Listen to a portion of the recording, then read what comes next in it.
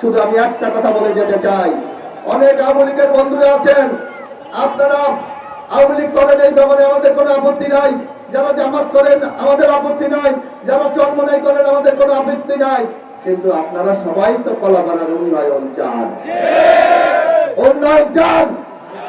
আজকে যে কলাপাড়া যে উন্নয়নগুলি হয়েছে এগুলি শুধু বিএনপির লোক ভোট করে? এখানে গিয়ে আওয়ামী লীগের ওই রাস্তা দিয়ে হাঁটে না? আওয়ামী লীগ হাসপাতালে যায় না?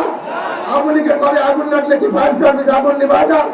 আওয়ামী লীগের ছেলেমেয়েরা কি শিক্ষা প্রতিষ্ঠানে পড়ে না? তাইলে নিশ্চয়ই পড়ে। তাই আপনারা উন্নয়ন চান, যদি উন্নয়ন যদি চান আপনার যেই দল করেন আমার কোনো আপত্তি নাই, কিন্তু উন্নয়নের সাথে কলাপাড়ার ভাগ্য পরিবর্তনের সাথে আপনারা ধানের শীষে 12 তারিখ ভোটটা দেবেন। আপনাদেরকে আমরা নিশ্চয়তা দিতে চাই। অনেকে বলেন 12 তারিখের পর আপনাদের কি হবে।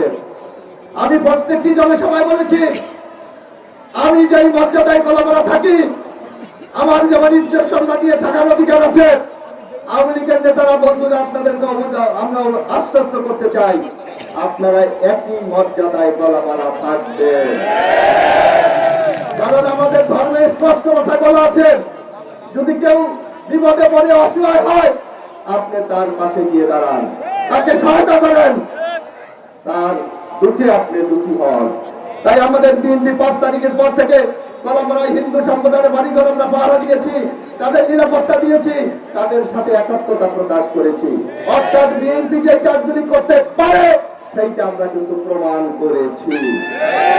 তাই আগামী দিনে এই কলাপাড়া নিরাপত্তা দেবে, আল্লাহ হেফাজত করবে, কিন্তু আপনারা আপনাদের পাশে থেকে একটি সুখী সমৃদ্ধ কলাপাড়া আমরা গড়ে তুলতে চাই। তার জন্য আপনাদের সমর্থন চাই, আপনাদের দোয়া চাই, এবং 12 তারিখ ধানের শীষে ভোট চাই। আপনারা রাজি আছেন? আমাদের মাহমুদরা রাজি আছেন?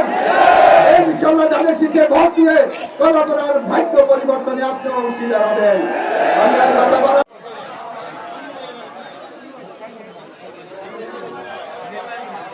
সবচেয়ে বড় মিছিল করতে চাই।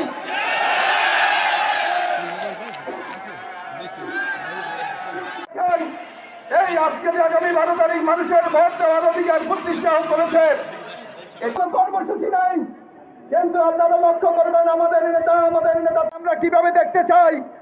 আমরা যখন সেই কথাগুলি জনগণের কাছে মানুষের কাছে একটু দুর্বল, যখন ইসলামের কথা বলে বেহেশতের কথা বলে তাদের চোখ দিয়ে টলটাল করে পানি পড়ে যায়। অনেকে আছেন কোন মার্কায় ভোট দিয়ে কখনো বেহেশতে যাওয়া যায়। অনুসরণ করতে হবে, আমাদের নবীজির হাদিস অনুসরণ করতে হবে, আমাদেরকে